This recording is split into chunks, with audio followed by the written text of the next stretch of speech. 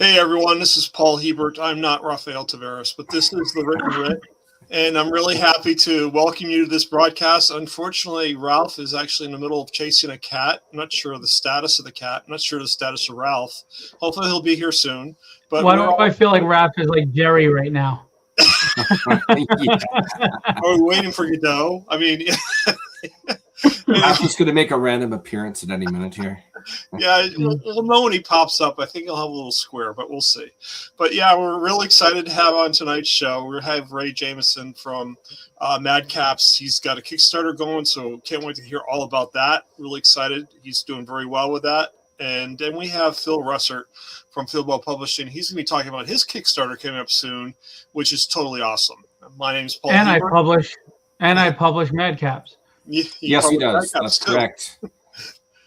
And I'm Paul Hebert. I am the founder and creator of Time Enforcers, which is a role-playing video game, digital comic that makes learning history fun. And I'm actually in the process of having a Kickstarter myself. So I think we can get the show started and have some fun, speak all things geek. And we'll kick it off to Ray. Ray, you want to talk about Madcaps and what's going on and what's happening? Definitely. We are almost a week in. We're 6 days to be precise. We've got a 30-day campaign. We're already funded 4 times over. And we've got some really cool tiers and add-ons. I can't say what quite yet, but we will be revealing shortly a couple of new tiers. But that's a couple of days down the pipes here. What can I say that hasn't been said on the show yet about the Madcaps? What I do know is I'm very excited to have this mini-series complete, and in this Kickstarter, you can get all 3 issues all together in a couple of different bundles. We had one artist who made one cover for each issue. So Jenna Stark, shout out to Jenna Stark. You can get what we're calling it the Jenna Stark collection. We have a special edition trilogy, which is when you assemble all the covers to each issue, it makes the picture behind me here, which is really, really cool. We've got a lot going on. Some successful add-ons that people really liked, we decided to add on again, which includes blankets, t-shirts. We also have character sheets for anybody who likes to play Dungeons and Dragons. We've adapted all the characters over to 5th level. Well, I had to add I had to adapt it to 5e, so it's very close, but a little bit adjusted to make it 5e friendly. But you can get all 4 of those guys. We have metal foil posters, metal foil covers, glow in the dark cover. It's staggering to see the amount of talent that has decided to take a risk on little old me. I've never written a comic before, but my follower count has been higher than ever. I've almost surpassed my most successful Kickstarter ever that I've collaborated with, and it's very encouraging. Repeat readers, repeat backers. Anybody who likes fantasy, if you like something like Willow or Legend, everybody thinks of Lord of the Rings when you think of fantasy, and I wouldn't disagree, but that would definitely fall in league with what this book feels like in a way. But it also feels like the last Dungeons and Dragons movie, where you have people that some of them are friends, some of them are not in the movie. In this one, it's just a batch of 4 friends. And I could go on and on about this, but I'll tell you right now, we've got intrigue, we have intensity, we have, of course, action in every issue. We have justification for the action. It isn't, sometimes if you have just action all the time, you could get numb to it. So I use the example, if you only had chocolate once a year, that's the best tasting chocolate ever. But if you have it every hour, you could, dare I say, go as far as getting sick of it. We have 23 days to go, and up to this point in the game, I'm very content with what I've heard from reviews of the first 2 issues. I guarantee you it's going to get even better in issue 3. I guess I keep on trying to stop myself from saying spoilers. Usually I'm pretty good, but I'm going to pass it back to you, Paul, so I can give my voice a rest.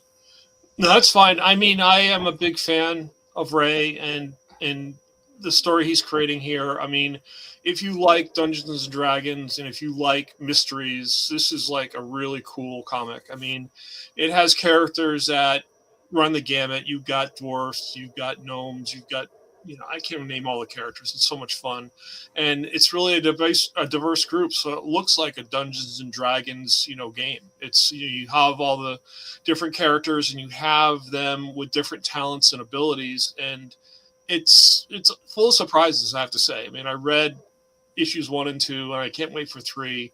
It just looks to be a continuation of a really great saga, and I think Ray's really knocked it out of the ballpark here in terms of the writing, and he's teamed up with some really talented artists as well. So it's really a quality book. Is there any scenes or pages that really stand out to you, Paul? What's that? Are there any pages or scenes in the first 2 issues that stand out to you? The last time I read it was probably a couple months ago, but I think it was the one in issue 2 where I can't remember what was the big guy, Madrakis. Yeah, Madraka. Yeah, he was this guy. Madrakis. Yeah, I wish I could share the screen because it'd be easier, but I can't. But anyway, it's just his interactions there in issue 2 are really cool. I have to say. I mean, I just thought that was really his character, the way he developed in that. You learn a lot about what he does, and I thought it was really well done. So, well, I wouldn't be putting Philbo on it if it wasn't quality. And what I liked about it was that it feels like D&D fantasy, but it's not cliche typical D&D fantasy. And then you've also got one of the oldest and most successful tropes, and that's the buddy cop thing, where you got 4 personalities that are interchanging and mingling, and they all bring their own color and flavor to the story. And I thought Ray did a good job of balancing. Some people don't realize writing an ensemble cast is not always easy, and Ray does a good job of balancing them, giving them their own voices, their own personalities, and I thought it worked. I liked it. And of course, Victor Medina just has been killing it in the 2nd and 3rd issue, and I mean, what can you say? Ray isn't just doing well because he's on every freaking show possible. He's doing well because it's a really good book. Thanks, and man. He must have caught the cat. I've had enough out of the bag. Rap's always chasing pussy. Well, just a couple more cents. I mean, what I liked about it, it's not your typical D&D. Usually typical D&D is like go and battle a dragon, go and battle a giant spider. This is like they're trying to figure out a drug that's infiltrated into the town, and who is this cabal that's behind it that's essentially killing all these people, which is kind of cool. So it's like almost like a detective story, which is neat. So you sit on like D&D and detective. It's like a cross between, I don't know, FBI. Well, I've had some people compare it to a little bit of Legend, a little bit of Butch Cassidy and the Sundance Kid in regards to how the friends bug each other. And I've heard a little bit of 2006's Monster House about friends getting into hijinks in their own kind of neighborhood. It sounds like it's all over the place, but it works. When you see it, it doesn't feel like it's all over. Hey, Victor, that's my interior artist, Victor Medina. He also drew this very cover on the screen here as a warm-up for the interiors of issue 2, and I did not find out about it until after issue 2 campaign was done. So I insisted I wanted it to be the main cover for issue 3, so I'm very proud to have that on the cover, on the front of this this book. This one's a banger. This one's got a lot going on. This one's all about the end of the night. All 3 issues take place in one night, and these guys have pulled an all-nighter. They are not in the best of shape, and they're fatigued. They're beat up a little bit. They're a tad exhausted. So here we have individuals that by the start of the 3rd book, they find out that Ivywood, their hometown, is going to have a curse put on it by sunrise. So with limited time, they can't even go to get help or report. It's all valuable time that would be lost. So they find themselves, I think every human being, when they're around their friends, they try to live up to how their friends view them. And this is a similar scenario of that, where they have to go and see if they can actually stop this problem from happening with the limited time, limited resources, and limited fortitude that they have amongst them. I gotta say, Paul, you did a great job. I feel like that beginning was even better than any of mine. I wish I caught the cat for you, Raphael. I would have taken that. Oh, that would have been so much better. And it's funny that you're saying it's not like a regular D&D quest. Then I'm laughing because I felt like what I was doing is like a regular D&D quest. Yes, that's right. You gotta catch the cat. I'm like, why do we gotta catch the cat? Oh my I God. cast Eldritch Blast on the Exactly. I cast Fireball. You can't kill the cat. cat. Yeah. Well, I have to say, the one thing I did do right is I put Ray's link in the chat. I couldn't get the screen up though, Raphael. I was a little lost that. So Oh, don't worry about it. I was trying. when Phil was right in the green room, when the person who's starting the show, he's the one that's in control of everything. So I felt like you guys are very good talkers, so you would have been able to talk yourself through until I was able to throw something up. We made it I work. wasn't worried about any of you guys because you guys all Happy to help. But I gotta say, I've really enjoyed this. I was telling Ray that usually I go for the game, but I had to get that glow in the dark cover. Yeah, that covers something, man. I'm really looking forward to that. If you scroll down a little bit, it's I got you. not too far away. Keep going. Two more. There it is right there. So that one colored by, he goes by the alias of Pogs Art on Facebook and Instagram. And cover. he has over 175,000 followers on both of those platforms, exclusively, not combined. And it was colored by Dave Kemp, and everything white on that cover is going to be glow in the dark. And according to Phil, this thing's going to light up like a night light. I am really looking I forward gotta to tell seeing that thing. you, I got Phil's glow in the dark cover. I had to take it off the set because it would just be glowing even in the light back there. Because I used to have it back here, standing on a stand, and it was kind of distracting. No, this thing, you can use it as a night light. Wow. Yeah, it really is. It was crazy. I had never gotten a glow in the dark book before, and so I got the tragedy one. It's the mask, which is white with on a black background. Fantastic. I love the fact that it's just a mask. I went in my basement, which was pitch black. I mean, you can't even see your hand in front of your face. And this literally with 5 seconds in light, this thing charged, and the back cover lit up. Yep. I mean, the whole thing, it was a night light. It looked like moths were going to be attracted. It was so freaking, it was so Wow. cool. It was like a bug zapper or something. It was crazy. So what's the half-life on this? Are you gonna be responsible for like the medical watching? You guys gonna be getting coronal radiation that's leaking from this? Yeah, really. It's funny. Well, I have a glow in the dark Ghost Rider. I believe it's issue 13, which is a glow in the dark. No, this was way brighter than that. Oh yeah, Wow. it's way brighter than that. But you're I have that mentioning, Ghost Rider you're talking about. Yeah, this is way better. but Paul, you mentioned Half-Life. That thing still glows in the dark, and this is 35 years later. If that So- one's still glowing in the dark, then this one is gonna glow down. Dude, this is gonna scare you one day when you go downstairs and you're gonna be like, "What the hell is that?" It's gonna Dude, be awesome. you can save money on electricity. You just take the book with you.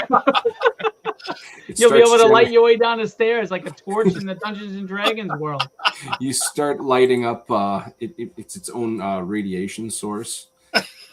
Starts powering the light bulbs.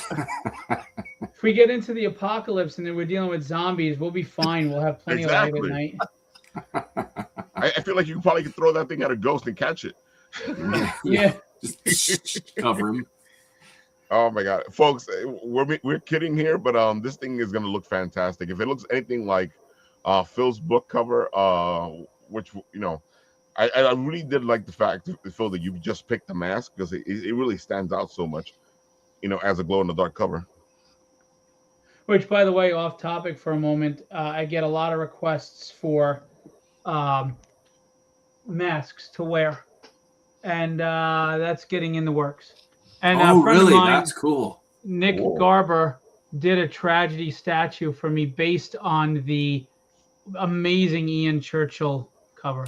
Issue 1, yeah. Oh yeah. That's the one where she's up against the mirror, right? Mirror. Yep. Yes. It didn't capture the mask, but it looks pretty damn good. Yeah, I see. It's Yeah. awesome. Yeah, that's pretty good Amazing. for that fine of a scale too. Wow. Yeah, That is very cool. amazing. Working on the merchandise, guys. I hate to say this, but comics will break your heart, like Jack Kirby said. It's the merchandise is where the money is made. But it's one of the things we try to tell new creators is especially when you're at a con and all you have is 1 or 2 books, merchandise, man. Get as much merchandise as you can get. Do you want to know what's funny though?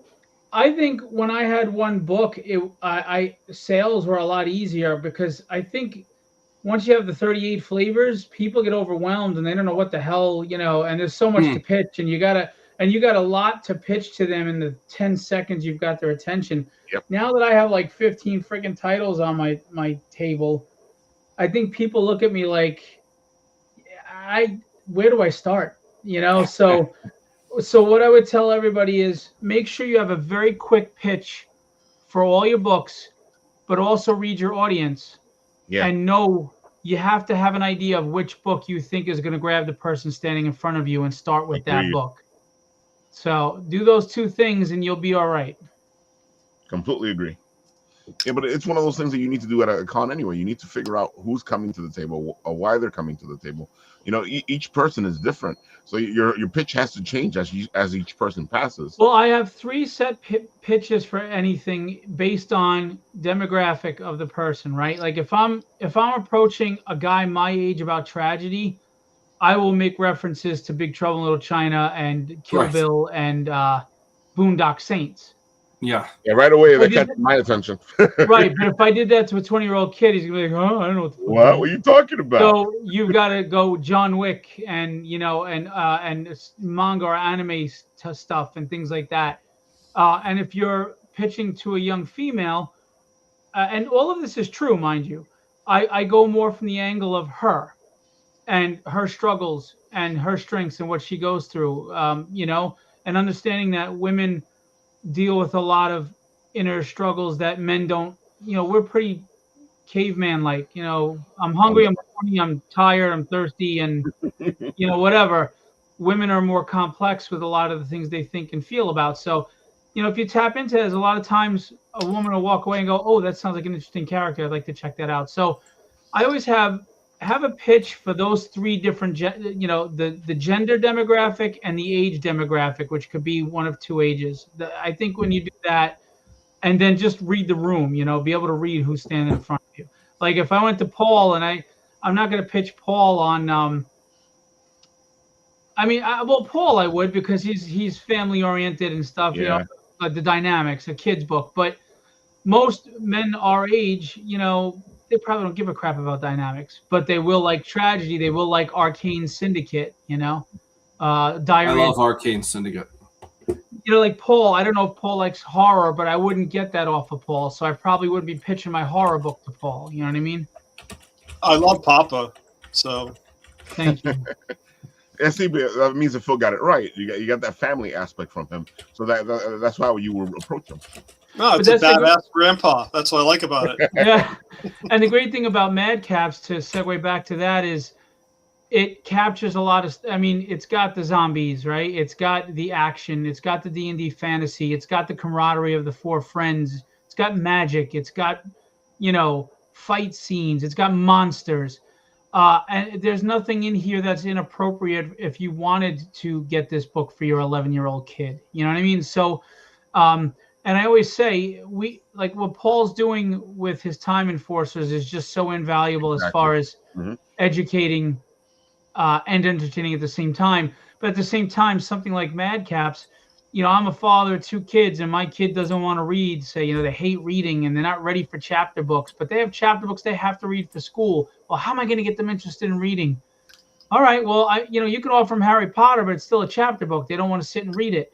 You offer them Madcaps, and it's you could sit with your kid, enjoy the book yourself while they enjoy it. Get them hooked on reading, enjoy beautiful color and art, and and then hey, maybe you get them into D&D and start playing a role playing game. Get sit down in the session.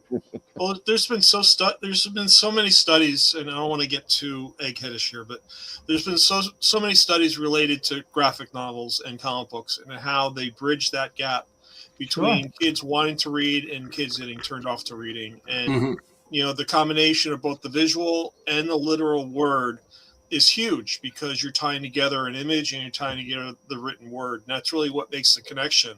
And I think academia is actually turning more towards this presentation of information, because not a lot of kids can sit down and read a Herman Melville Moby Dick, 600 pages of, they also have the attention span anymore.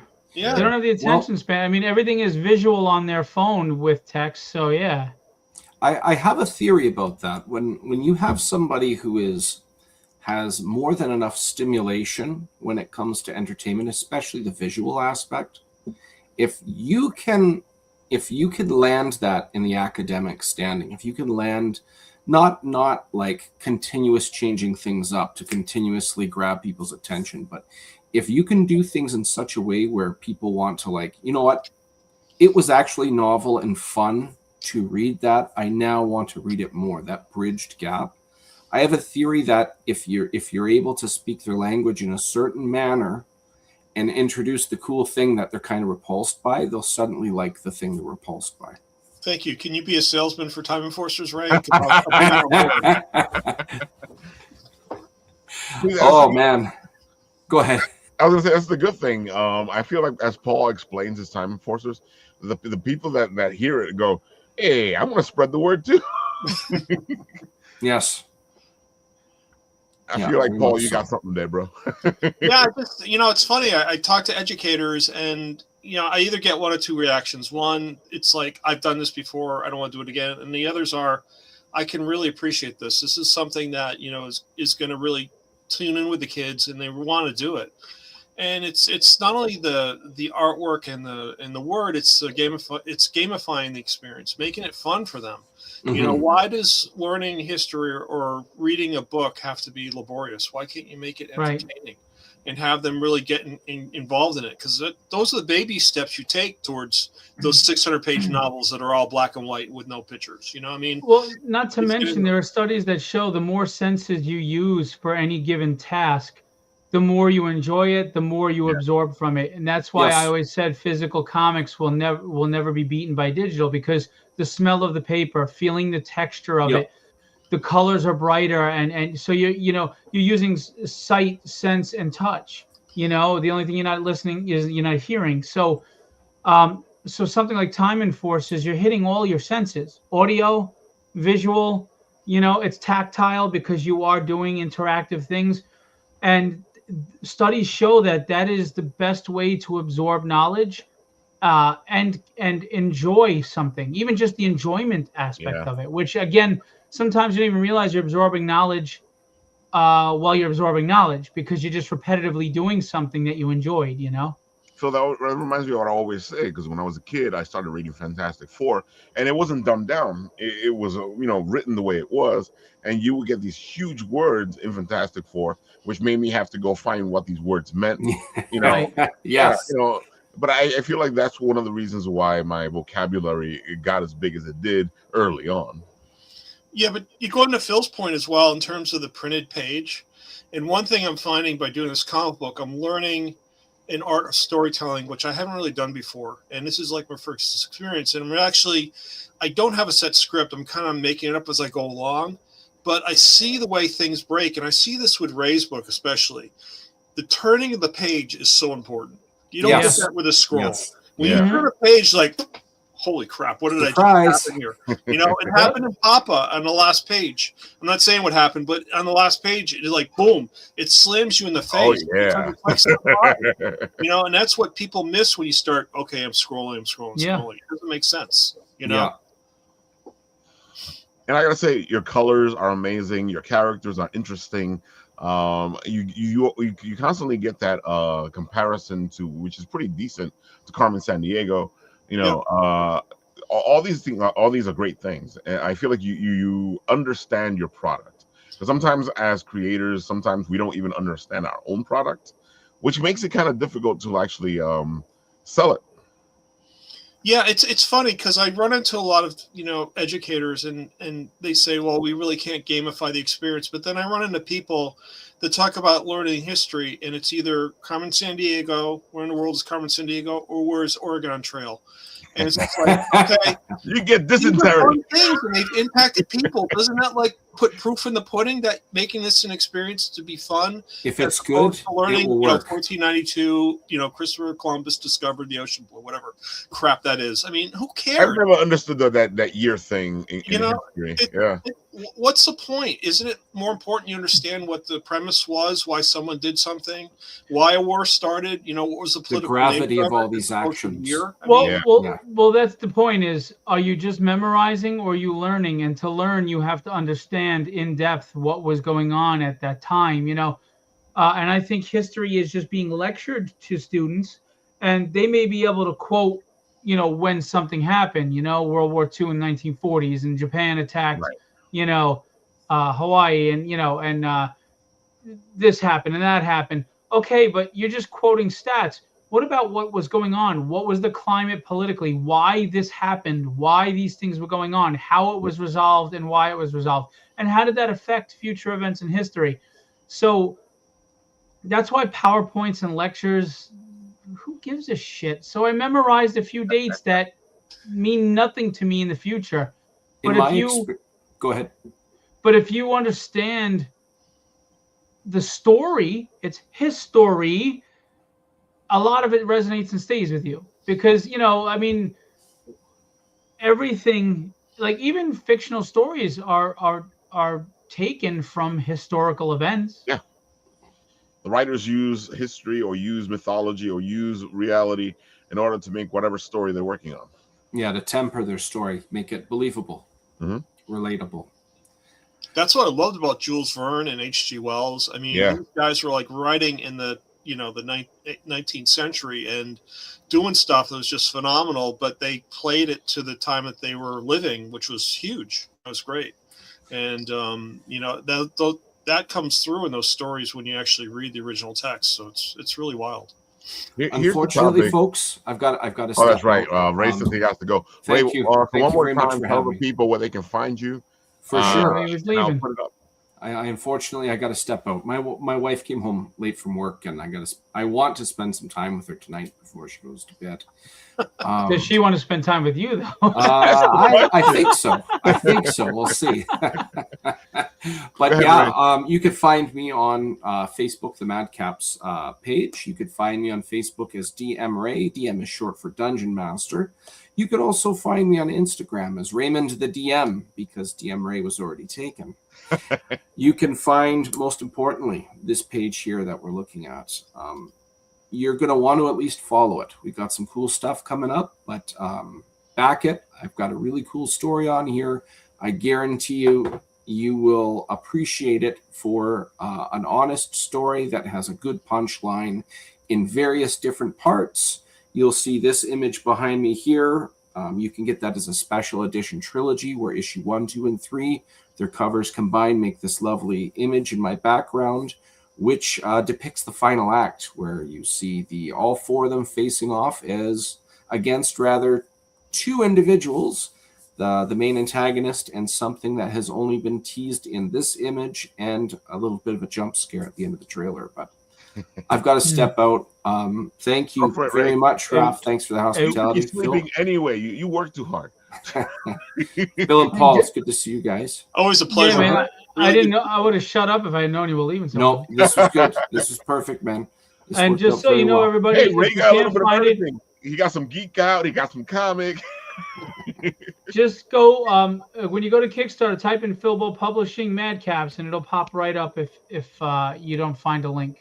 Yes, sir. Don't let that deter you. You'll find it real 5 seconds on Kickstarter. Yes, sir. Okay. Well, thanks again, fellas. I got to let you go. All right, my condolences to your wife, Ray. Take care, Ray. Great seeing you. So here's a little something we discuss on the show a lot. Comic-Con, sadly, more and more shows are becoming not only less about comics, but also less about art and artist alleys, and more about celebs and voice talent. It's true. Yeah, it's true. We talk about it here all the time. And that's why one of the reasons I loved your show so much, Phil. It was an actual Comic-Con. Yeah, but here's the sad truth. We can get mad at the promoters for doing that, or we can get mad that that's what the fans are asking for. Because at the end of the day, if that's what the promoters are going to do, what brings people in the door, and they want the voice actors and they want the celebrities. People throughout history worship celebrities. They I think it's wanting that life and wanting to be like them, and like there's this pedestal they put them on. Whereas with media changing and there's so much out there to consume your time and attention, comic books have kind of dropped a little. And then I hate to say this, but with the lack of quality in the writing in mainstream comics, I think readership has really dropped, and it's tough. It's tough. But I gotta say, Phil, you're working it, man, because like here you are at school and trying to bring that to the mind of the youth. Yeah, we're doing the cover contest for the students because it's the High School of Art and Design in Manhattan. Yeah. Mm-hmm. And I'm a sponsor at the show. I'll be there with Sean Chen and some other people. Sean's done a cover for me. We're also going to have a panel, Sean and I, Sunday afternoon. And Saturday morning, we're going to have a panel about the cover contest. And it's just a celebration of comics and art. And, these are young kids coming out of school looking to graduate and get into some sort of art or design degree. And we want to really nurture that. And we want to help them grow and learn and understand. And in our panel, we're going to be discussing the industry and educating them on the difference between publishing and distribution. And, there's trademarking and there's, copyright and there's, how do you make a comic? People don't understand how many moving parts there are and what you really got to, get into to do it. So we will talk about that Sunday, 3:30 to 4:30. 10th floor, but I have an elevator or I ain't making it. Oh, yeah, there's an elevator. I've been to the show enough. I love fanfare. It's an amazing experience. And it's a great, because, we were just talking about the fact that, how things are happening now at the Comic-Cons, but this actually gives the youth a chance to be in a space where it's about the comics, where it's about the art, about the illustrations, because it's the School of Art and Design. So they make sure that's what this convention is about. By the way, I DM'd you on Facebook. I also, on May 13th. All right, so this weekend I'll be at the New York Fan Fair in New York City, Saturday and Sunday. May 2nd, Free Comic Book Day. I'll be there with Dennis Knight and Billy Tucci and Niall O'Rourke at Fourth World Comics. And then May 13th at the East Meadow Library, I will be a guest on Mark Torres' show, It Came From the Radio, discussing tragedy, distribution, my now print on demand. I have a lot going on, and more to come after this that I can't even talk about yet.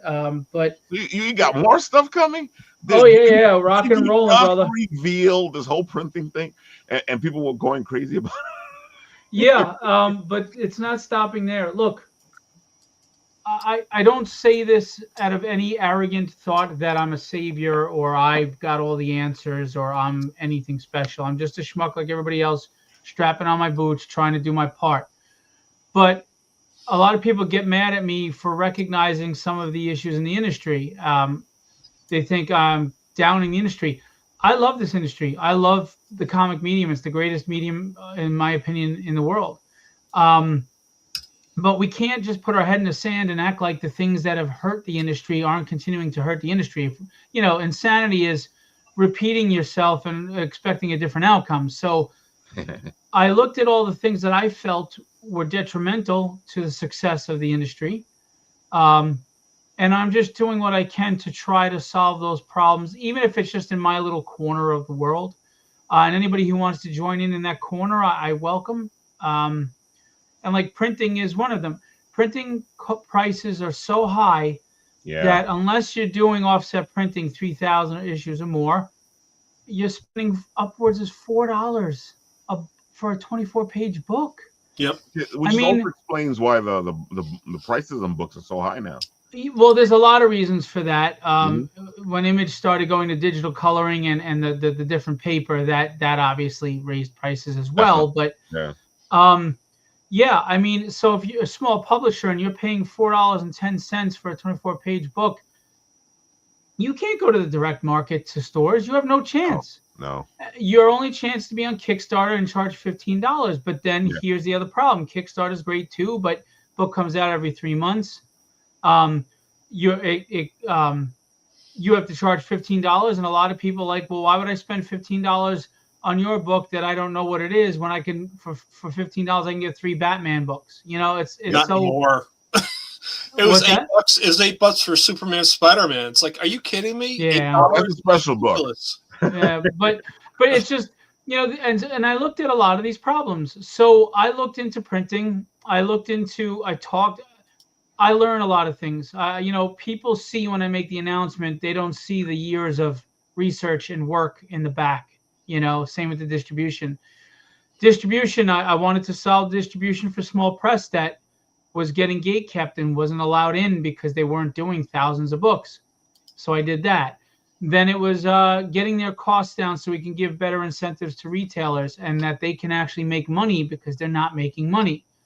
And I feel that the mentality that is current in this industry, and it's just human mentality in every industry, is I'm going to get mine as long as I can, and then when it taps out, I'll find something else.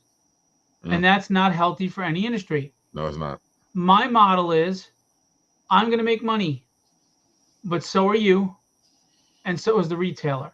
So if the retailer is making money on a 50% discount, right, on books that sell, and the publisher is making money now on every book sold, whether they sell 5 or 50 or 5,000 or 500,000, and I'm making money on my distribution and printing, it's healthy.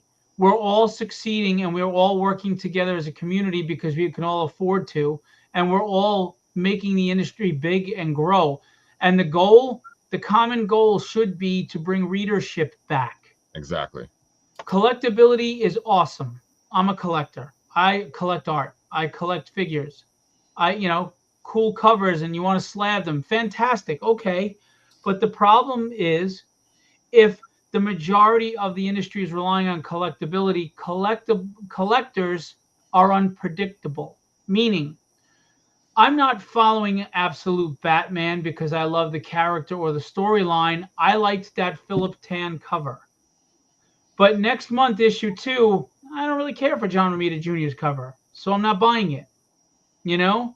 Or I spent so much money slabbing the first cover, I'm not buying the second book. You know what I mean? So it's up and down. And I think the Kickstarter demographics have changed to collectors. They want the foil, the glow in the dark, the coins, Oh, the want swag. all the covers, yeah. But they're not, like, Paul said he liked Papa, and Paul said he's coming back for issue 2 because he liked the story and he wants to see what's going on. That's where longevity is, right? Longevity is in investing in the characters and the story, and that story takes you out of the world for a little while and you immerse yourself in it and you enjoy it. Just like Star Wars and Harry Potter and Lord of the Rings and all these things that we grew up on and we loved. We follow the story, the world, the characters monthly, religiously, dedicated, loyal. How many people are still buying X-Men books even though they suck balls because they're dedicated to that team and just want to see them good again? Well, that's readership. Readership is loyal. Readership is long-term. Readership is getting to issue 100. Collectors are, I want to trade paperback, or I want that fancy cover variant. Do we need both? Of course we do. Collectors are huge. They're keeping the industry afloat right now. But I don't think we can rely on collectability by itself. We have to get readers back. That's where long-term is. And that's the goal of all of it. The whole industry's kind of forgotten about kids, which is like one of the reasons I do like fanfare, because it goes back to it. And I have to say that art and design, my brother's a graduate, has always done a great job with trying to foster what comes next in the arts. Yeah, I mean, we have to start looking at the future. Like we're not targeting young readers with NSFW or dark mature stuff like The Boys. Right. Guys like Paul are getting young readers involved. You know, Yep. guys like George Medina with Wonder Duck. Yep. You know, stories like Papa or Dynamics. Now, don't get me wrong, I like stuff like The Boys and Tragedy's a little darker but we have to start remembering that we're already outpricing the youth. So we at least have to give them a reason to want to spend that extra money on these books. And we have to start targeting young readers again. And that's why stuff like what Paul's doing is invaluable. He's educating them and he's getting them involved in this medium on some level. And that is huge because we're all going to die off in 20 years or we're going to lose interest in comics in 20 years. So Even who's if we going don't lose to be interest in here to comics save in us? 20 years, there'll be less of us. I mean, they've already alienated the loyal fan base from the last 40 years by writing Yeah. crap. Yep. Thinking they were going to get new readers on board, thinking the movies were going to grab them, and they didn't. You know where those readers went? Manga. Yep. You know why they went to manga? Because manga writes engaging, fresh news stories with characters that are interesting. Yeah. Western industry does not like to take risks, so they regurgitate the same shit. Don't get me wrong, Absolute Batman is doing absolutely wonderful, but it's still Batman. Absolute. It's just a broke ass Batman. Hey, Mara, it's a broke ass Batman. And when this fad dies out, where are we next? Technically speaking, and I'm not knocking it. It's an Elseworld story. I like the fact that it's another take on Batman, but again, it's another take on Batman. Right. I mean, again, it's a form of regurgitation. Now, Yeah. maybe they're writing it differently, and it's great. I get mixed reviews. Some people say it's great. Some people say it's okay. I haven't read it, to be honest with you. Right. I'm just Batman fatigue, if I'm to be honest. But again, this is a Band-Aid on a gaping wound. What happens when this fad dies out? Just like the Ultimates was big for a while there, and when that dies out, where next? What's the next fad? But remember the 60s, 70s, 80s, and 90s, we just came back for the X-Men because it was the X-Men. The funny thing though, Phil, the Ultimates is doing well. They're killing the whole thing, and you're sitting there going, okay, your Ultimates is doing well. Why are you killing it the whole thing off? I don't know what editorial decisions are made or why anymore. I know a lot of the old guard in Marvel and DC that still have the talent and the energy and the creativity. The Alex Saviaks, the Chuck Dixons, the Larry Stromans, Chuck Dixon. The Bob McLeods, all these wonderful, amazing people that created this industry, made it what it is, that these companies have turned their back on. I mean, maybe they give them a cover here or there for nostalgia to try to hook us old people back, but that's just gimmicks. Yeah. Get these people back on books writing. Get the people who belong in books writing. I want to see Chuck Dixon Batman. Yeah, I want to see Chuck Dixon writing Robin again, Yeah. Batman or Nightwing. I want to see Chris Claremont writing X-Men again. Give him a shot. I mean, what, they haven't proven themselves by now? Rest his soul, Peter David, one of the greatest comic book writers ever. In the early 2000s, they gave him the X Factor book again. And they were still giving him work. So the old guard still has it. They still have it, yeah. But they won't hire them. You know why? I think these editors want to be able to find the next big name or I don't know, or maybe they're just afraid because Image scared the shit out of Marvel and DC and people weren't following the IP, they were following the artist or the writer and they're afraid of that happening again. From all that, yeah. I don't know. Well, they're definitely looking for the quick buck. I mean, every time I go into a shop now, it's like issue 1, Legacy issue 865. It's like issue 1. Whatever. It's if you're trying to appeal to me because it says number 1 on it, that means you got something wrong with it. You don't have to do that. I mean, I'll pick up Daredevil no matter what with the regular number, but I'm not going to pick it up because it says number 1 on Well, it. and the other problem though is, I'm sorry, real quick, Raph, is Mhm. there's how many stories can you write about Thor after 1,300 Yeah. issues? Now, and that's just a reality that nobody wants to face.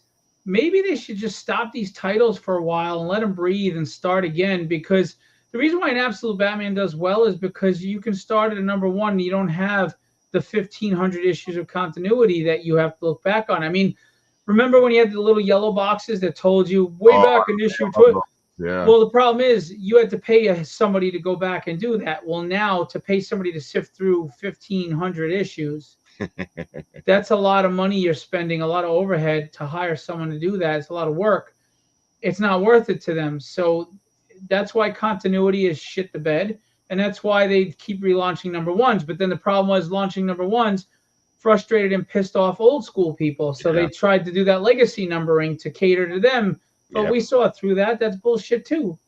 And yeah, because if they were going to do the legacy number, they should have just continued to do the legacy number. Yeah, but I'll give you a good example too. When X-Men, when they launched Claremont and Jim Lee launched X-Men number 1. Right. And they had the gold team and all that. You launched a number 1 without it feeling like we're starting all over again. Yeah. And they kept it going. They didn't stop after 12 issues and launch a number 1 again. That's the problem. I am sick. And then after a while, they don't label them volume 1, 2, 3. I don't remember what order these stories are in. If I want to go back and look at my X-Men collection after the Grant Morrison run, I don't know which volume came next, because it started at number 1 like 15 times. Like, which volume was it where Jubilee was a vampire? Which volume was it when whatever else happened? And they made the most egregious mistake with the X-Men Krakoa era. You took away all the stakes. Yep. They could die 15 times and come back. And not only do you feel like it's not the same character, it's a clone, which hurt Spider-Man in the 90s, there's no stakes. No. There's no danger. I heard that shit. They die, they come back. I heard that Kirkman had a whole other idea, and when he left, they just continued with that instead of going with whatever idea he had. Oh, you mean not Kirkman? Who was it that did the whole Krakoa? Why can't I think of it? Hickman. Hickman. There you go, Hickman. Hickman. But I mean, he wanted to tie. I think he wanted to go and tie it up differently. Yeah, but exactly. He did what he wanted to until he decided to leave. And I'm not into his sciencey stuff, to be honest with you. But like what he did with the Fantastic Four made sense because there's science. But what he did with the Avengers, it's a little too weird, a little abstract for me. And then the X-Men, I don't know. And then cheapening, bringing back all the dead characters. I don't know. Thunderbird is back.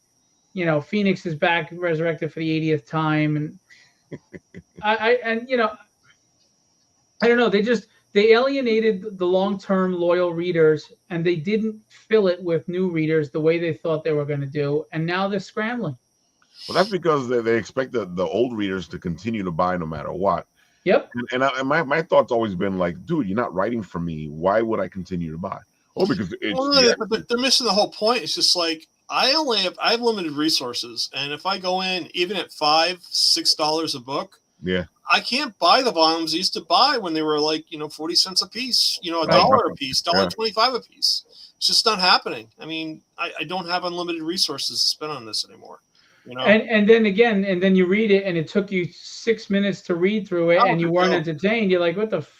I mean, why do I want to read about Miss Marvel complaining about a guy hitting on her in her DM? Like, where does that relate to my 54-year-old ass? Yeah. I'm like, but I'm not their demographic anymore. They're playing for the next movie. I mean, exactly. They're trying to set up for the next big movie, and what they fail to realize is, and what I kind of like about Daredevil on Disney now with the second season of Born Again, they actually included as an add-on the stories, the actual comics they drew the story from for the series. Right. And, I didn't watch it yet, so don't spoil it. I'm not saying I'm going to say anything, but it's really good. And they're kind of going back to the books for the story as opposed to just making something up for the making it up because we know better type stuff. And the other thing is, and I hear this argument, and people are going to jump at me, the argument of comics have always been political and social. Yeah, they always reflect the society of the time. But there's a difference in how they did that then and they do now. When Giant Size X-Men came out, it was diversified. It was all these different cultures. But it wasn't centered on their cultural differences. It wasn't centered on Storm is black. She wasn't written as a black woman. She was written as this powerful character that just happened to be from Africa and had these abilities. Kurt Wagner was German, but it wasn't written centered on everything being around it being German. And the other thing is, the writers weren't preaching to you as a soapbox through the stories. Thank you. I hate when start getting preached to. I don't need that. Yeah, like the last Daredevil Born Again season 1, it's very obvious it was an allegory to Trump. Now, I don't care how you feel about Trump. I really don't. You like him, you hate him, whatever. But I don't go to Daredevil to find out that the writers hate Trump. Yep. Nor would I want to go find out they hate Biden or they like this person. I don't care. I'm so inundated with fucking politics every day. Fuck off. I don't care anymore. Just entertain me.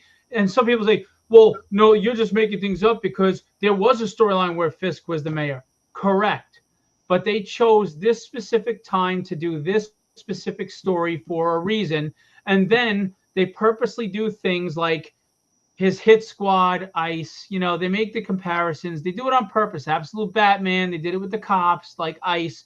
And that's what they're doing.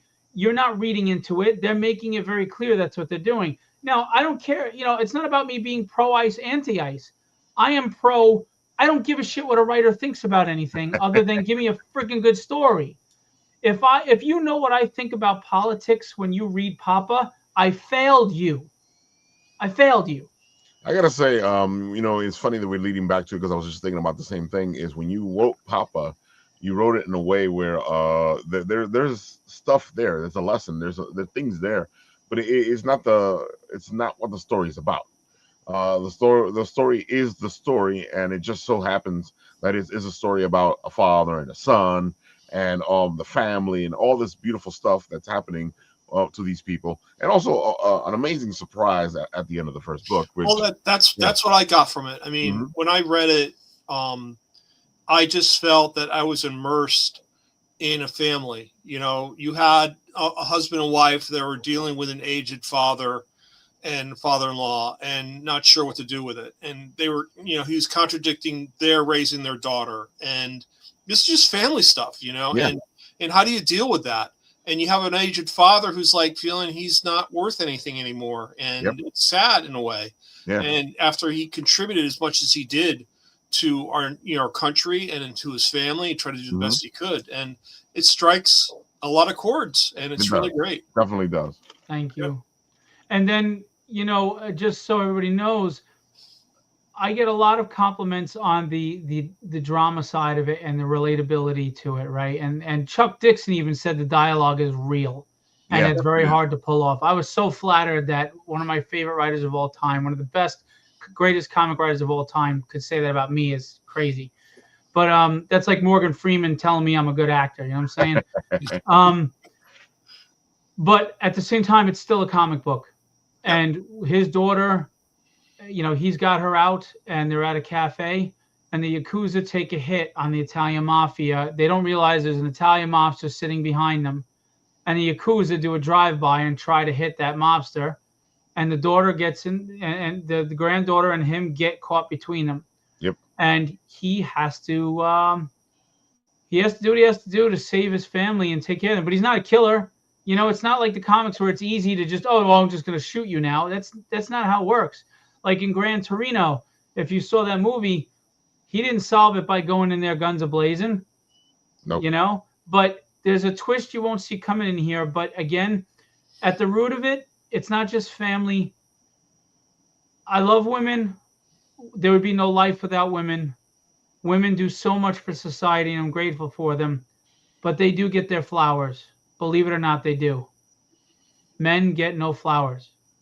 We sacrifice quietly, and we'll get the blame more than we'll get the support. We will get what we did wrong more than we'll ever get what we did right. And it's only when we're gone do you realize what you just lost, and then the eulogy comes out. Men will work that job they freaking hate day in and day out, and then come home and answer the toy phone for their daughter. And we don't ask for thanks. Mothers get dinner and flowers and candy and praise on Mother's Day. Fathers get to barbecue their own fucking dinner. Some fathers like to barbecue their own fucking. But the point I'm trying to make I know what you're is, saying. I know what you're saying. it's just, it's people are misunderstanding. It's not about my father and me. It's a tribute to him. Because I think my favorite thing to allude to what you're saying right now is the fact that you had your father read this, and he had to think about it. He goes, "Is this about us?" And then you had to think about it and say, "Oh, I guess it could be about us." Yeah, So that alone tells me that you didn't go in there going in that right. direction. Yeah, I mean, look, my father suffered from PTSD, and we didn't know. And he was violent, and he was angry. He was never a drunk. He was never a drug addict. He always provided for us. He also had a real shitty childhood, the worst childhood I've ever heard of, to be honest with you. And he was forced to be a man at 5. I'm not even kidding. And he was the toughest man I ever met. 160. He was bench pressing 165 pounds a day at 77. He was in the ICU 2 days before he died on oxygen, and he acted like he was fine. And I told my stepmother, I thought this is the last time I was going to see him. What is going on here? She goes, do you notice that every half hour or so he says, go downstairs and get food or go let the kids stretch their legs? Because he's exhausted and he doesn't want you to see him weak. This man never cried. He never said, I love you. He never showed weakness. He got arrested for road rage at 75.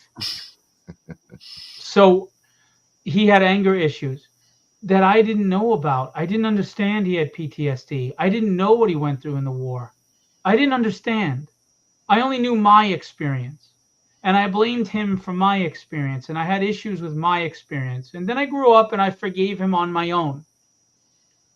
And then I found out who he was and what he went through and the sacrifices he made for me that I didn't even realize. He never pursued any dreams. He dealt with nightmares and anger issues that were overwhelming and consuming and exhausting every day. But I never went without a meal. I always had a shirt on my back. He made sure I was educated. He made every friggin' musical performance that I ever did. And even in the end, he read my comics, and he was not a comic fan, but he loved the books. And this man, 2 years before he died, cried and humbled himself in front of me and said, I'm so sorry for the beatings, for the rage that I put in you, for you not feeling safe in your own home. I'm so sorry for stealing your innocence and making you grow up fast.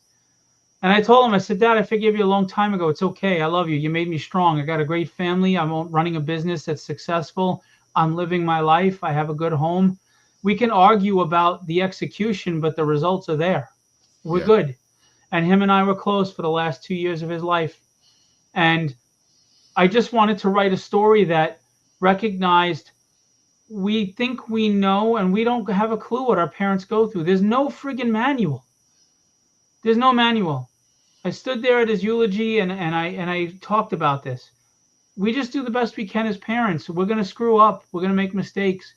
But at the same time, our kids don't realize what we're going through for them. And hopefully when they become adults, they do eventually. They realize. And the surprise at the end of issue 1 explains a lot of things that the son doesn't understand and why the son resents him. So it doesn't come all into play. Yeah. So, it's got the drama, it's got the family dynamics, but it also has a lot of action, a lot of fun. It is still a comic book. It's written like a Silver Age tale. It reminds me of classic Silver Age comics. Yeah, where the hero really is a hero. He doesn't want to hurt anybody. And I got to say, I've been looking at this, and you're at 99 followers. You're almost at that 100. And you've been battling hard to get there. Can I please get 100 followers? You would help my Come on, OCD folks, help greatly. them out. You would Somebody help out my there. OCD Yeah. greatly. Just get me to 100 followers. Just If I one could do it person. twice, Just Bill, I follow. would. So I'm sorry. And by the way, I keep telling everybody, anybody who hits the follow, I'll give you issue 1, the PDF for free Yeah. to read. Mhm. And you know what? It's not because I don't have confidence in this book. It's because I'm so confident that you will like it. You will come for number 2. It is that I think it's well written. Forgive me if that seems arrogant, but it's a good story No, that I agree. think everybody can relate to. I agree with you. If as soon as you read 1, you want to read 2. Then you want to read 3. Chuck Dixon said he didn't see that ending coming either. Yeah. Yeah, because you're expecting one thing, and then all of a sudden you're like, whoa, where did that come from? Yeah, I mean, it was originally supposed to be a 110-page graphic novel but I wanted to get it out. My dad asked me if he could see it in his hands before he died, and it was just too expensive, and I didn't get to do it in time. But I'm releasing them as chapters because I can't spend $15,000. I'll never reach a $15,000 goal on Kickstarter unless he has boobs. He's sticking out, So, so I'm doing chapter by chapter. And I was worried about that because the first issue is a lot of exposition. It's a lot of setup. But I've been pleasantly surprised. Everyone who's read this has really liked it. Yeah. So I can get agree. me 100 followers, please. Come on, folks. Somebody out there, just follow. I even made it easy for you guys. I put it right into the comment section so you guys can go look for it. Thank you. I'll get my daughter to do it tomorrow. Phil. For my campaign, I'll tell her, "Liz, you got to follow this one." So I'll get you there tomorrow. Don't worry. I appreciate it. It's hard enough getting 5 followers from my family. I got my wife and my daughter. My son's just, I don't know, they're checking out. So yeah, my family doesn't have any Kickstarter accounts, so they don't. But yeah. And that's the thing. You got to have a Kickstarter account. I got to say, Paul, you're at 35, so you're doing pretty well. I tell you, man, DMing is the best thing in the world. I mean, I'm hitting up people one-on-one and just letting them know what's happening, and it's really getting that interest driving is really the whole thing. So it's really cool. Yeah, I signed up. I'll be there. Thank you, Phil. I appreciate that. It's I'm excited about this. I mean, I am positioning this as a comic book, but I'm really starting to expand the whole education offering for what I call history all around us. And it's really my intent to have a pilot ready in the fall so that I can start test marketing this with kids in schools. So the idea is to build out a curriculum, which is what I'm doing. I've done that already for the most part. So I have the idea for the curriculum is just building the content out. And part of the content will be a video game. It will be a comic book. I am looking to level this up to a tabletop role-playing game as well, where you can have the whole experience. So you don't necessarily have to have a computer or a device. You can do this on a table and learn history as you go. And it's really having that multi-sensory, approach to engaging students is really where I'm looking to go with. It's just not more than a game as well. I mean, the whole education program, it really includes kids journaling, doing a journal every day, doing the research on their own, figuring out what it is they want to research about, putting that student agency together where they can choose a topic. If you're going to be studying feudal Japan, what is that person, place, or thing that interests you most that you want to learn about? And then researching it, and then getting together in a group to collaborate, create a presentation, and then actually present. And that's really the basis for everything in business. No matter what you're doing, be able to communicate with other people, talk about your ideas, have discourse where you can agree or disagree, and then justify what you've done. And it's really setting that whole premise. We can still do that? I didn't know it was allowed anymore. I hope. I mean, that's really what I'm looking to do with this. And the more I talk to educators about it, the more they're intrigued by it, because I'm just not setting something up that's going to be sitting on a shelf. I really want this to be an all-inclusive product that they can open from day one and just do it, and then provide them all the materials they need to get this done, so that it's frictionless for the educator as well, because there's no point in trying to promote a product that's not being used. And I want this to be, universally used to whoever it's promoted to. And so that's what excites me about this. It's just my biggest hurdle right now is getting the content done because I don't have help. And I'm hoping that with the Kickstarter, it's going to help bring in some funds to get me going so I can start hiring more creatives and getting it out, because I don't believe in not paying someone for their worth. I really want to compensate people for the help that they do to include me. I just, one thing I want to make mention, I'm not tipping any hands here, but I have signed on 2 great artists for variant covers for this Kickstarter. Angel Lopez will be doing one variant cover, Son of Saint. And then the second is Chris Mad. He'll be doing a second. And I'm hoping to get at least 1 or 2 more. I really like to have a slew of variant covers available that will be, for people to choose from. And I really want quality artists to do this because I appreciate their effort and what they do in terms of promoting them in the industry. And then Chris Mad's actually texting me right now. Look at that. Folks, I got to tell you something. Paul's like amazing because we'll be heading to a convention talking about something or coming from a convention talking about something. And then Paul goes, I got an idea. I'm going to make a role-playing game. And next thing I know, like a couple days later, Paul's like, here's a role-playing game, Ralph. I'm like, what? You know what, Ralph? I'm going to do that comic book finally. By the way, I didn't hear from those people. Here's a couple of pages of the comic book, Ralph. By the way, I didn't hear from those people I met at the CradleCon, at the Tabletop Gaming. Oh, the guys. Me too, the RPG people. You got to remember who they are. Yeah.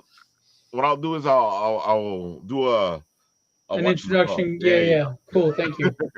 Yeah, that's one thing about the tabletop games, because I played D&D, I played like Star Wars, and the biggest frustration was the setup time. So Ralph is laughing, but I just sat down for like an afternoon and just thought, what can I do to make this a really easy game that can set up in 5 minutes? You learn it in under 3, and you just play it. And that's what I did. So it's like a Trivia Pursuit, but it's also got tie-ins to a Dungeons and Dragons. So it's like you learning history, but also using your imagination.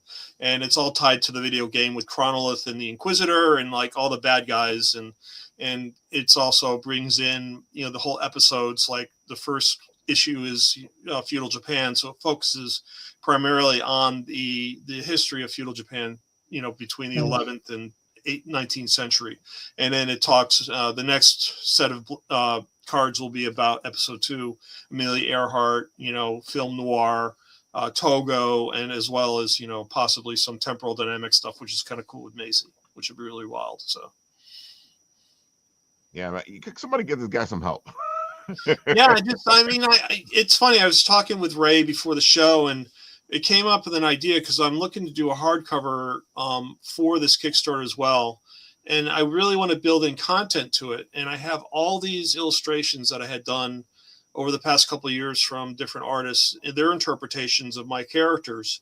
And so I thought, what better way than to feature an artist gallery in the back? And what I want to do is not only feature their art, but put their bio in there. So you can see a photo of the artist along with what they've done, and hopefully connect people to these artists and really make it personalized for them. So, I'm always thinking of ways to try and promote people, and probably take it on the chin. I really don't care, but I really feel that, getting the word out about who these individuals are and the creative talent they do, the more people know about it, the more they're going to find them. It's like, learning about history. The more I learn about feudal Japan, the more I want to read about it and research it myself. Why can't we do the same thing for the creatives that, produce all this stuff, which would be really cool. So agreed. Yep. That's what I like about both of you. You guys are constantly trying to help artists and writers, and Phil just had his writing contest and his art contest, and he's going into fanfare at Art and Design and doing that whole thing with the kids over there. I found that amazing because that gives the kid a pretty good push. Yeah. I was just told, though, there haven't been any entries. So that's funny. I guess the kids don't see the value. Well, it's possible that they're not seeing it. Well, it might be a tough time of year too, to be honest with it. I mean, exam seasons are coming up right now. I know it's tough for my kid. Oh yeah, it is the end of the year. Yeah. So that's true. I know my daughter's not worried about anything else. But the good thing is you're going to be there, so you might want to. What might want to happen or do is extend it, because I feel like a A lot of the kids you're going to be talking to are going to be finding out there for the first time. Now, You know are how you going to be kids there on are. Saturday, Phil, or is it just Sunday that you're He's there? there Saturday and I'm Sunday. there both days. Mhm. Okay. I'm a sponsor of the show.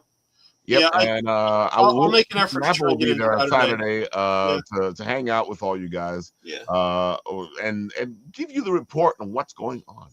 You know, I'll talk to Phil all about his contest and all the other things he's doing over there, and you know, spread it with you guys because you And know you should all come out to the panel Sunday, 3:30 to exactly. 4:30. Sean Chen will be with me. If you don't know who Sean Chen is, he Iron Man, Wolverine, Rye, Future Force, X-Men, The End, Batman Beyond, that 50 issue run DC did a few years ago.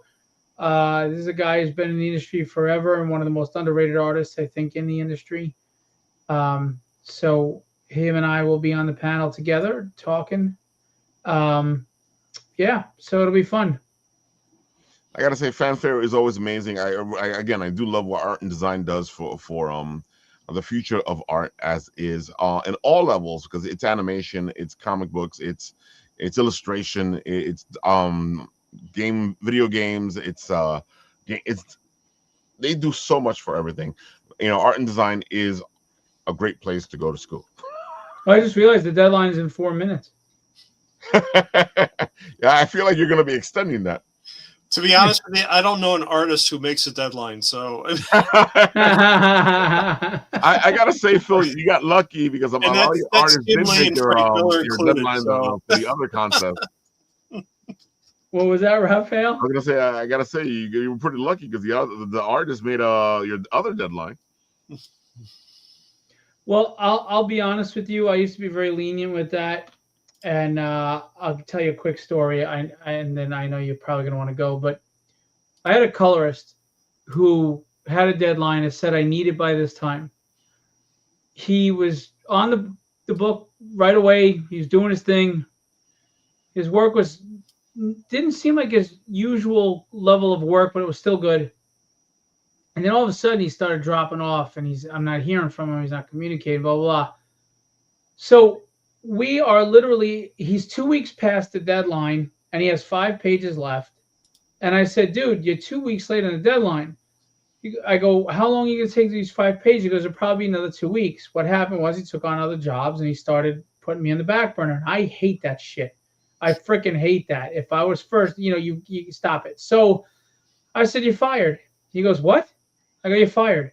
He goes, but I only have 5 pages left. I go, I'll eat the money. You're fired. I got a guy that in the 2 weeks to take you to do 5 pages, I got a guy that's an even better colorist that'll get the whole book done in that 2 weeks. You're fired.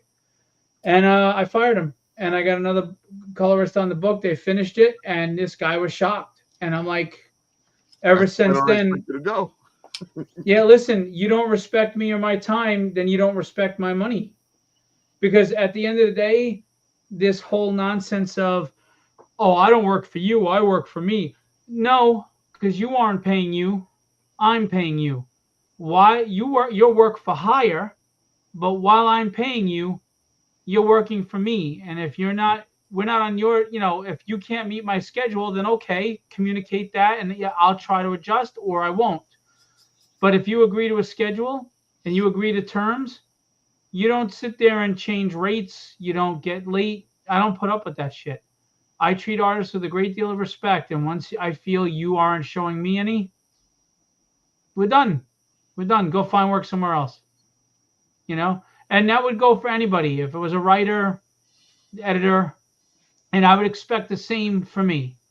If you hire me and I'm not doing what we agreed to, you should can me too. It's a business. You have to be professional. There's money involved, and I work hard for my money. Completely agree. Because some people just don't take it like that. So I didn't know some of these people were going to be there. Very cool. Oh yeah, that's why I wanted to show this off while you were talking. I was like, oh, let me give the people an idea of who's going to be there. Folks, fanfare is always a blast. It's 2 days. If you can't make it Saturday, make it Sunday. If you want to make it to Phil's panel, it will be on Sunday at 3:00. 3:30. 3:30. There you go. So go check it out, and you won't be remiss. This is a fun convention. Take your kids. It's the best convention to take your kids. and you actually will see a lot of kids tabling. That's cool. Yep. There you have it, folks. And we will also be on Sunday at MCon, hanging out with the guys over there in Long Island, and checking out all the beautiful stuff that's happening at MCon as well. And I have to say before we go, the shameless plug is back. I had to make a shameless plug, folks. There it is, the shameless George plug. Medina. So this is the graphic novel. George is ramping up to it. Go help him out. Like we like to say here, follows really help the Kickstarter. The more people you have following, the better it is. And that's why it's so important to get to the 100 follower, like Phil's trying to do, because it actually puts you in a better place in the algorithm. Please get me to 100, just even to satisfy my OCD. I gotta say, yeah, it would bother me if it just stayed there at 99. No, I'll get my daughter to sign up tomorrow. You got 100 tomorrow, Phil. Don't worry about it. We'll get it. We'll make it happen. If not my daughter, my wife. I know they're signed up for Kickstarter, so it's good. We're good. Part of my motivation is my OCD. I fixate on a goal I want to hit, and if I don't, it aggravates the shit out of me. I'm like, I need to get there. Well, like I was bring your blood pressure down. I'll make that my effort to do that. So. Yeah, thank you. Yeah, I was at 49 followers, and I sat there and I said to my wife, I'm like, this is not acceptable. And in the next 15 minutes, I went up to 80 something because I went out there and aggressively posted and talked to people and stuff like that. So yeah, you got to do. Yeah, and, email's one thing. Social media is another, but one-on-one, I think, is really still the most valuable way to integrate and communicate with people. So, agreed. So, folks, you're looking for us. I'll be at Fanfare on Saturday and MCon on Sunday. If you see me, say hi, and I'll put you in the trailer. Phil will be at Fanfare both days this weekend because he is all busy and hanging out with the kids and giving them hope for the future. You're in trouble if I'm their source of hope.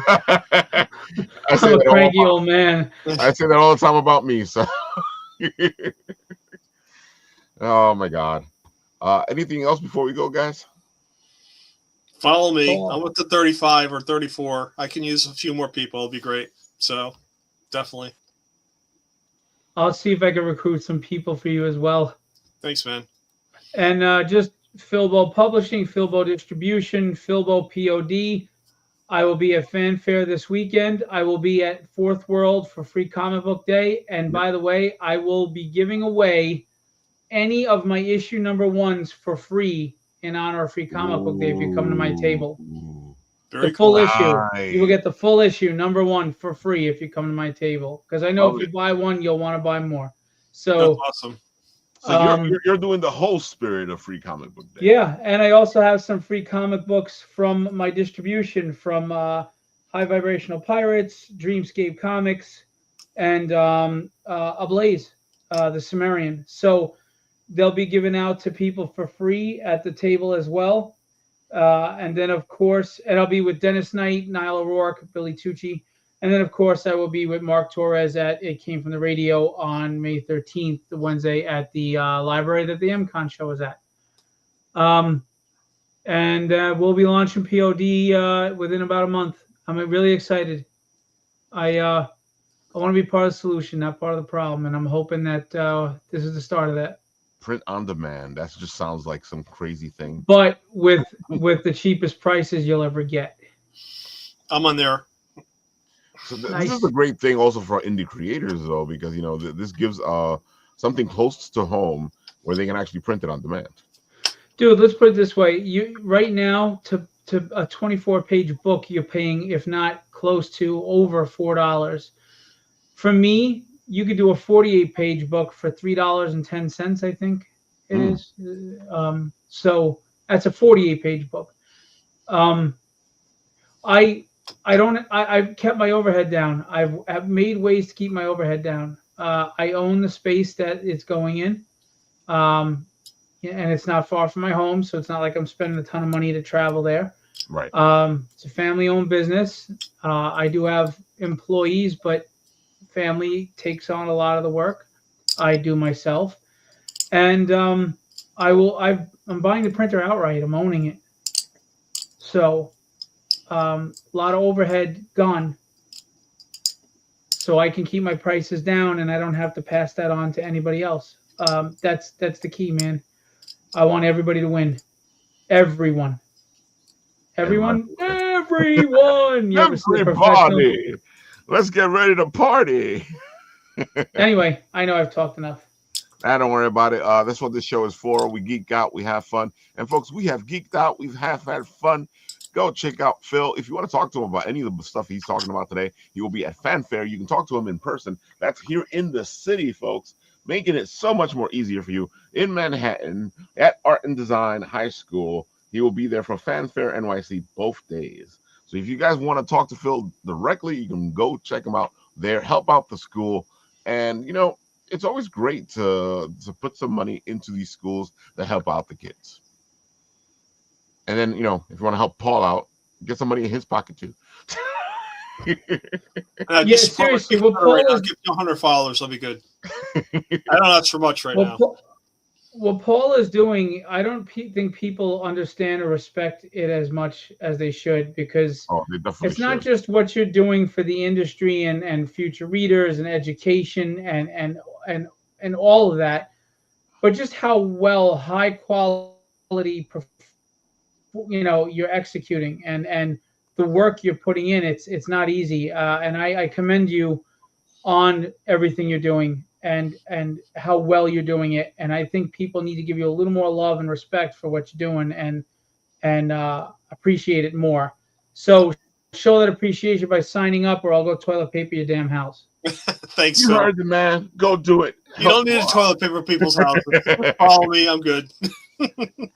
All right, folks. With that, I'll do what we do on this show. I'll press the button, and we're